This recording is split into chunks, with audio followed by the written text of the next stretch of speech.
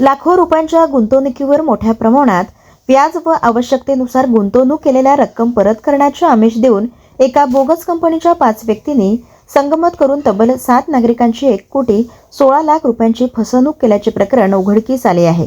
तर या प्रकरणी 5 जणांविरुद्ध गुन्हा दाखल करून 5 पैकी 4 आरोपींना अटक केली आहे।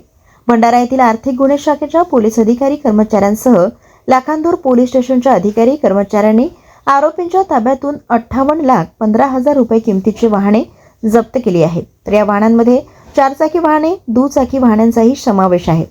गोंदिया जिल्ह्यातील सडक अर्जुनी येथील हितेश मधुकर चुटे वय वर्ष 35, गडचिरोली जिल्ह्यातील वडसा येथील रत्नेश गुरुप्रसाद तिवारी वय वर्ष 45, गोंदिया जिल्ह्यातील अर्जुनी मोरेगाव तालुक्यातील परसटोला येथील किशोर चरणदास गोंडाने वय वर्ष 45, लाखांदूर तालुक्यातील पाहुणगाव येथील मंगेश डाकराम वाणी वय वर्ष 42 व इटाण येथील रवींद्र प्रल्हाद बोरकर वय वर्ष 51 या आरोपींनी संगनमत करून फिर्यादींना GT कोर ST कन्सल्टन्सी नामक बोगस कंपनीत लाखो रुपयांच्या गुंतवणुकीवर मोठ्या प्रमाणात व्याजाच्या रकमेसह प्रतिमाह हजारो रुपयांची रक्कम देण्याचे आमिष दिले।